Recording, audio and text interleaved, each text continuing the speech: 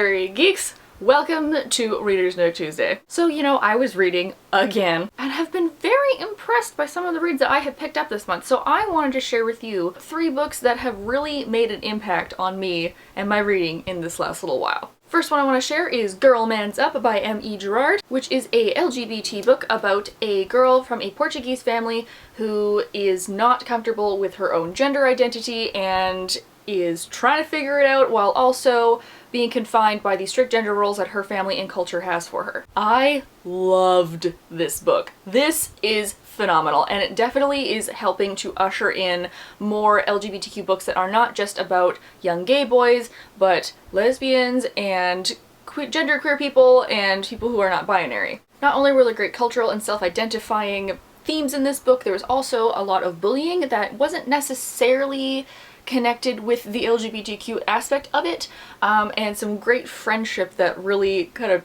took me out of nowhere, took me by surprise out of nowhere, that I really enjoyed. So I think if you are looking for a new kind of LGBTQ lit, this is definitely something that you want to have on your shelf. The next book I want to talk about had to be on this list, and I think you all know what it is. Empire of Storms by Sarah J. Maas, the 5th in the Throne of Glass series. People seem to love this series or hate this series, and I'm so in love with this. There was some controversy about this book before it came out, with apparently there were some things leaked on the internet, and people were really angry about how she portrayed a certain person or race or some type, and everyone was getting really angry and saying that they were going to burn the books and they were so horrible and I hated it. So I went into this somewhat skeptical. However, I did not find that at all. I have no idea what they're talking about. I'm sure it's just some internet trolls trying to troll up drama, because this book was fan-freaking-tastic. There's so many highs and lows and epic battle scenes, and it's just like, how do you do that? How is everything happening? I didn't know if she was going to be able to make 6 books, and hot damn, she is! I loved all the connections, I loved all the relationships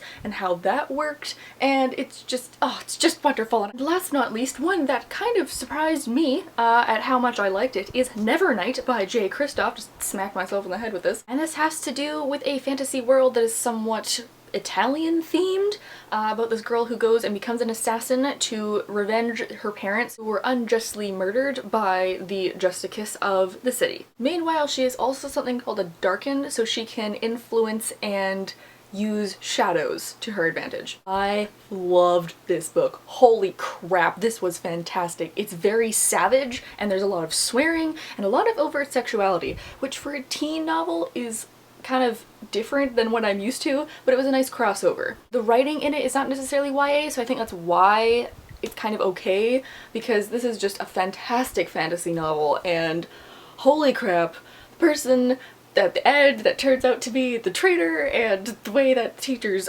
teach at this school and how she becomes a part of herself is just, oh god. Please leave down below any books that have really influenced you in the last little while. I'm sure there is more than one. And definitely make sure to tune into our live chat on Sunday, because we are going to be talking about fan fiction as a conversation that got started in our Carry On book talk last week.